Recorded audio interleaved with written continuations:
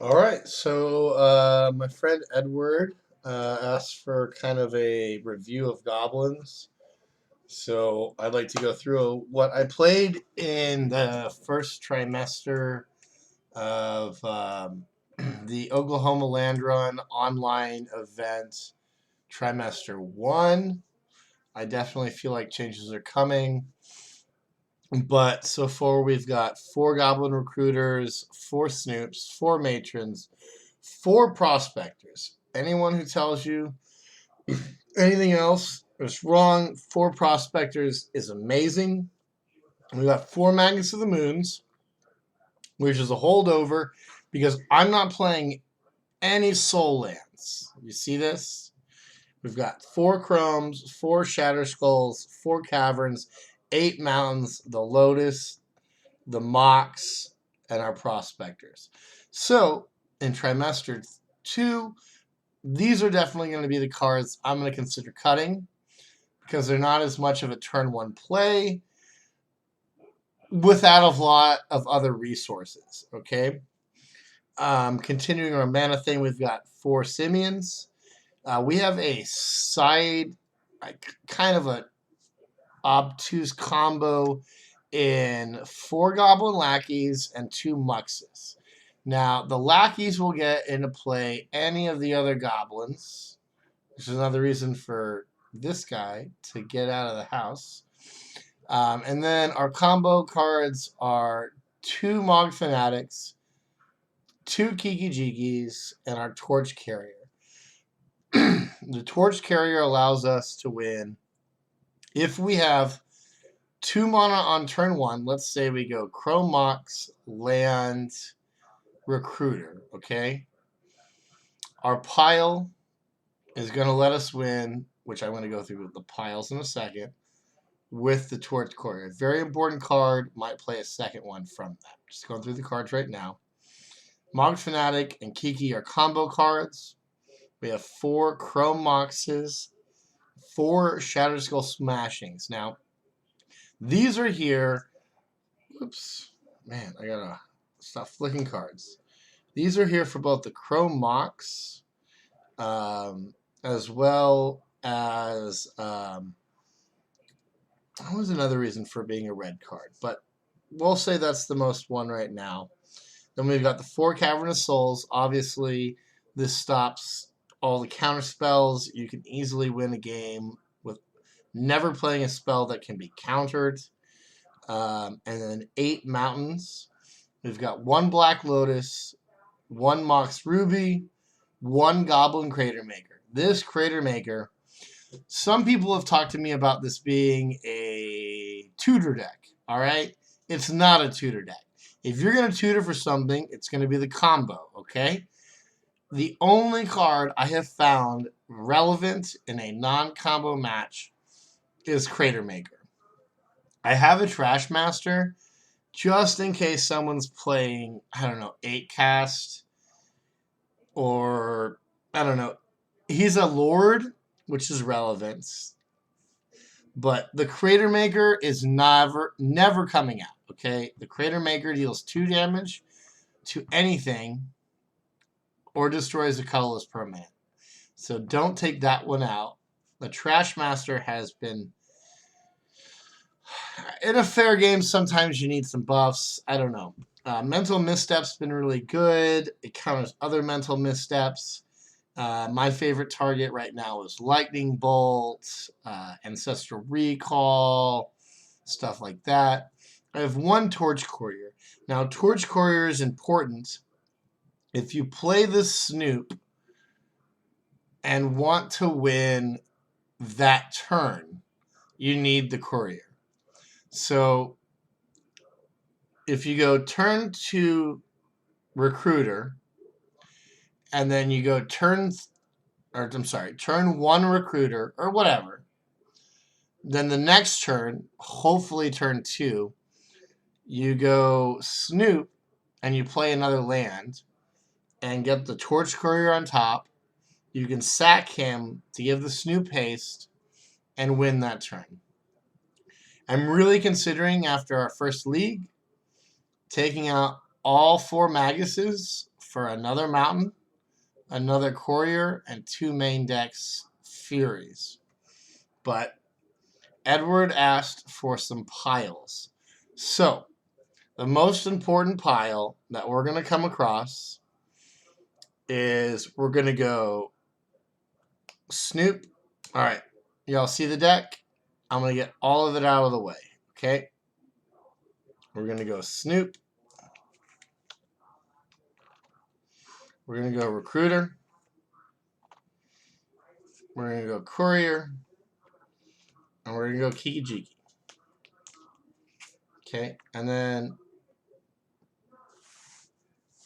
let me explain this as we go along. And reasons for other things, most importantly, being getting a Skirk Prospector. Okay, that happens all the time, and it's important. Okay, so here's your most common pile. These 4 cards. You're gonna stack it, draw the Snoop, Torch Courier on top, then Kiki Jiki, and then another Recruiter. The reason for this is that you play the Snoop, which puts Torch Courier on top. You pay 1, you play Torch Courier, which reveals the Kiki Jiki. Then you can sack the Torch Courier. Now, be very specific here that it does not sack a Goblin. It only sacks itself. Now, if you had 2 Snoops, they gain this activated ability. But you want to play this and sack itself to give Snoop haste, because Kiki does not give Snoop haste. Then you can combo out and win, and ultimately the win condition in my deck is Mog Fanatic.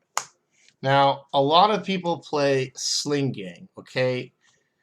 I am not the creator of this deck, though I believe I have brought it to more top 8s than anyone else, because I really enjoy playing it, and I found some good ways to play it. The reason I play Mog Fanatic over Sling Gang is, number 1, you don't have to play black, okay? Playing black opens you up to more Wasteland plays, as well as, I guess, Stifle. Also, Sling Gang is a terrible Chrome Mox target. Hang on one second.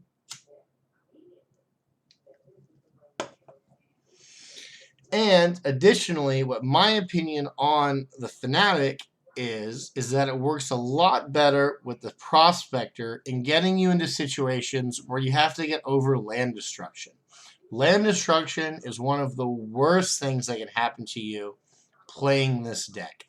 In fact, I am going to play another land in the next league over my 8, so I'm at 16 lands.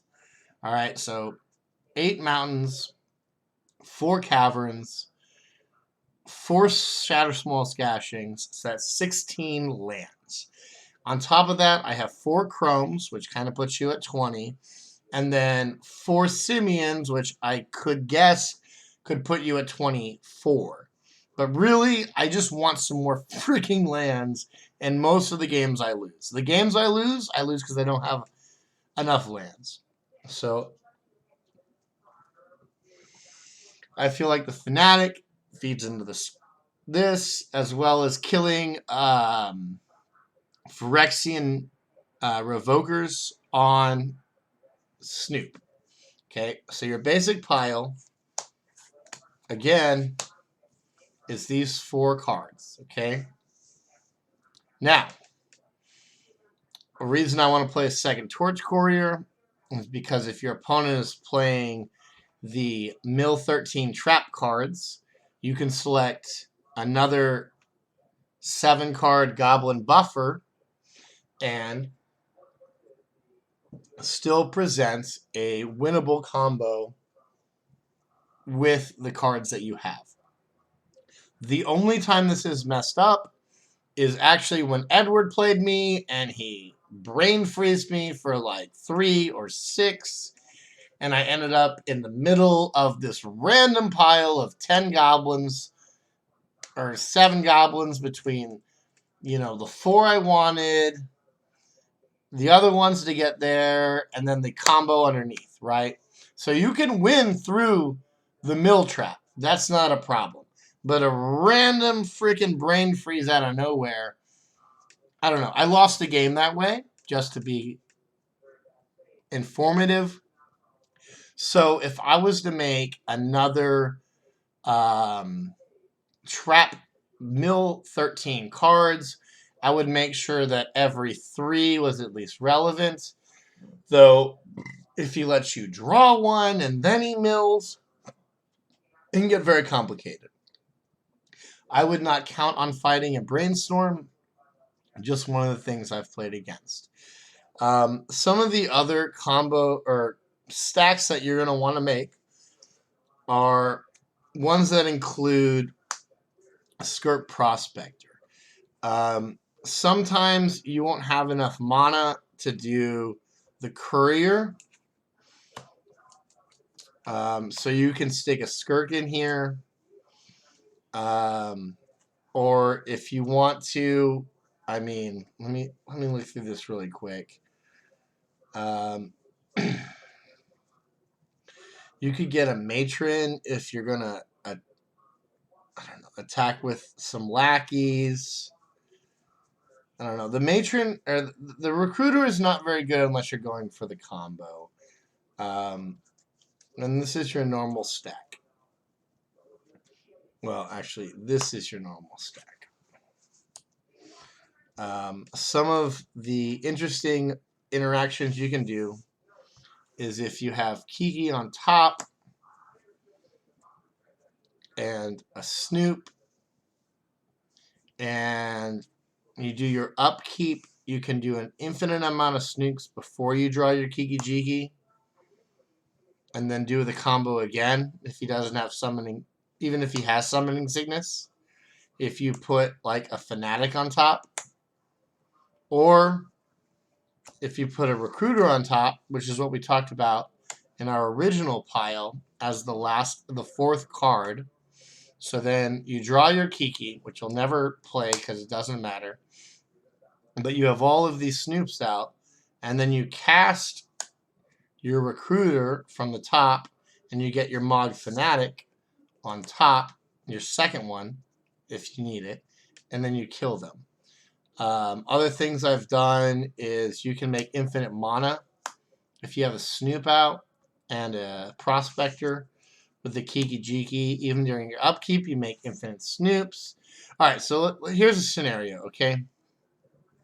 So I came across a situation where I had Snoop out, and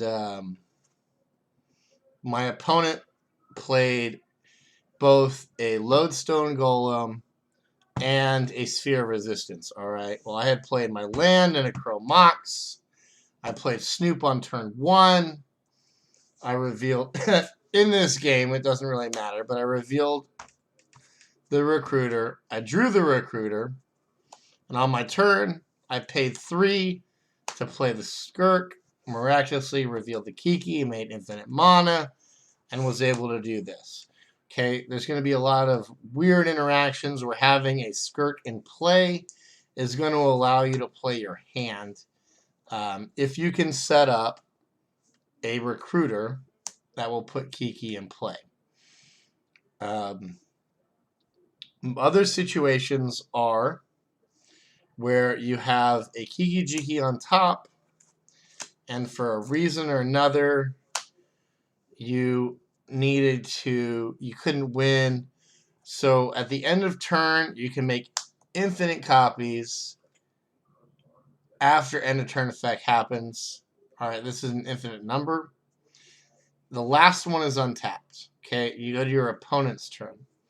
At your opponent's turn, after end of turn effects have happened, you have an untapped Snoop, which will then make another infinite copies of Snoop, so that when you untap, you have infinite Snoops. This gets around removal. So if you do it on your turn with this token, and they try to get rid of the Snoop, this token will perpetually exist because it can do it end of turn again to make infinite copies of itself, the end of your opponent's turn after end of turn effects have happened, and then you get to go off again. Okay? So that's another line to dodge removal. So if you're afraid of losing to a Swords to Plowshares with your Snoop out, right? And Kiki in play, you can make infinite copies and end of the Snoop. If they swords it, you make another infinite copies. The last one will always be untapped, and the last one will always have haste. Okay, you do it at the end of the turn after end of turn effects. If they do it before end of turn effects happens, you just do the cycle again. You can do it as many times as you want. So that gets you around removal of your Snoop. Okay, and then after end of turn effects happen, you have infinite. You untap your infinite. Maybe they swords this, but you got infinite, and then you do it again to make another infinite. And then you draw it, and then you do, hopefully with your pile, you have another recruiter, and you kick their ass. So that's kind of the main door plan. My sideboard is trash. I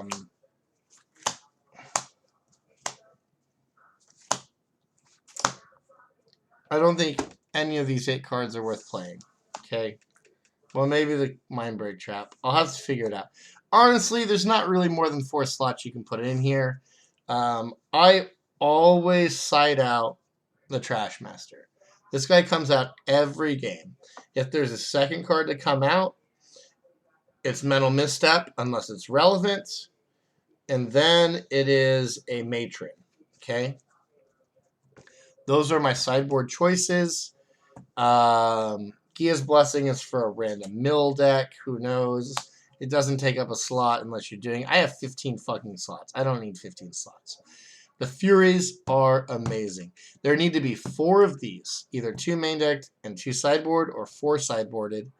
The Glacial Chasm, I had boarded in when someone's trying to do a Bazaar deck. Okay, so they're swinging at you with crazy big creatures, but they don't have much interaction. You throw a Glacial Chasm out there, you get another couple turns to maybe combo out. I don't know if I want to take Trash Master out of the main, even though I sideboard him out every game, unless it's like 8 cast or Mud.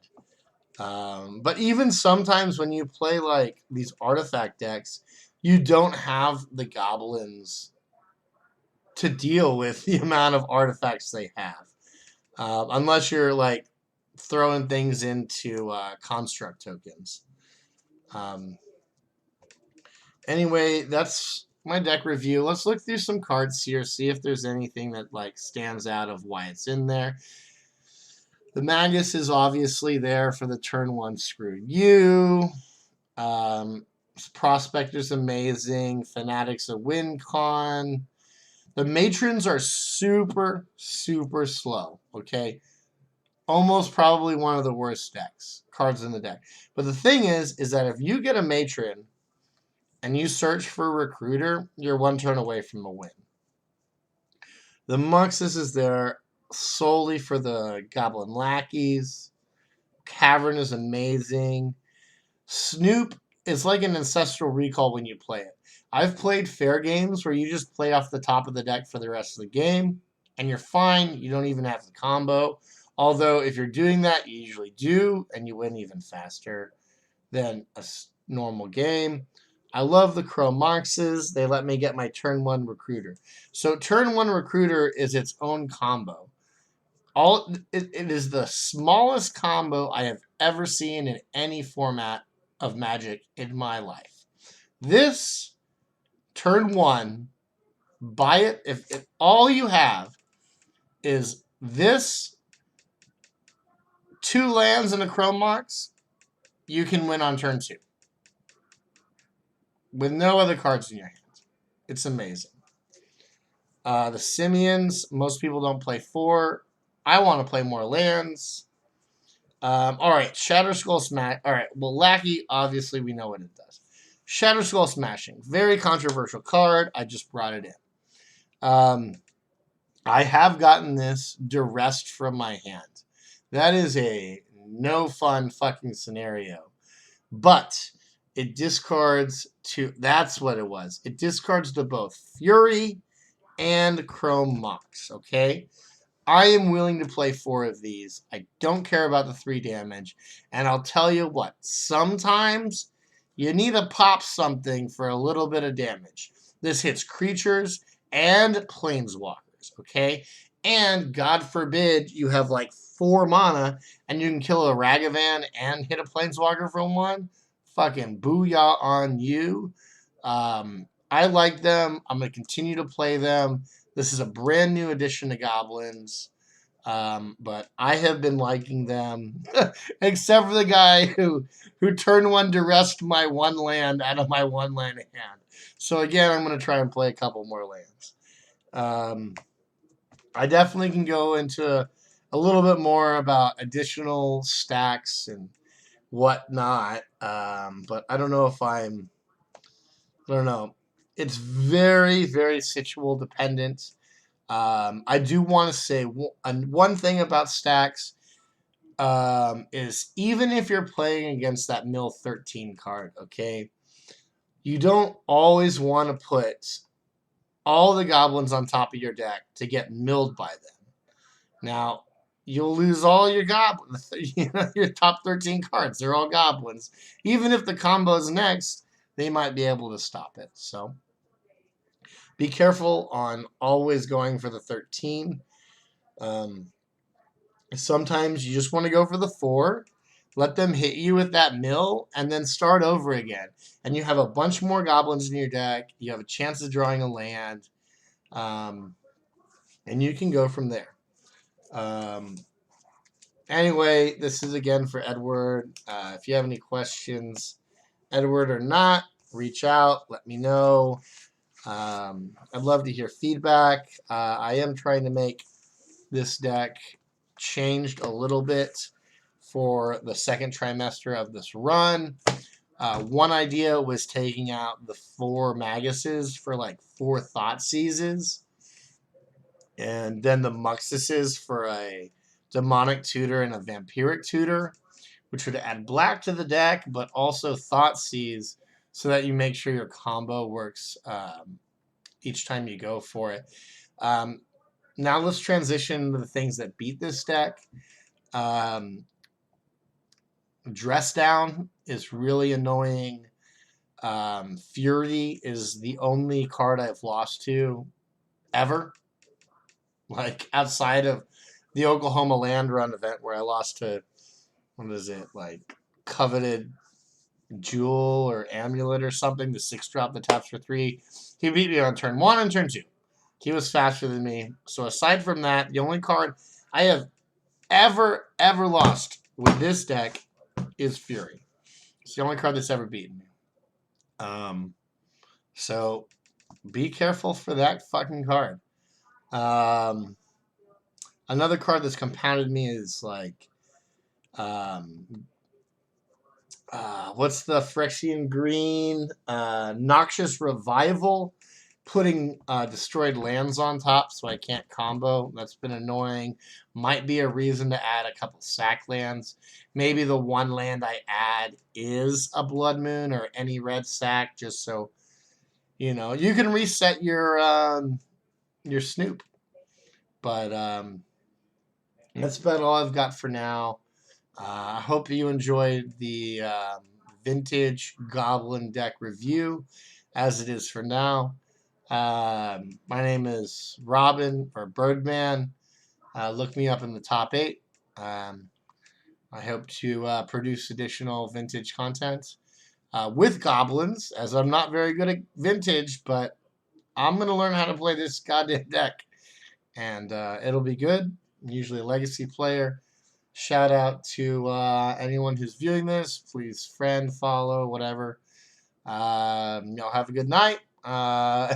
Edward, if you have any questions, let me know. Good night.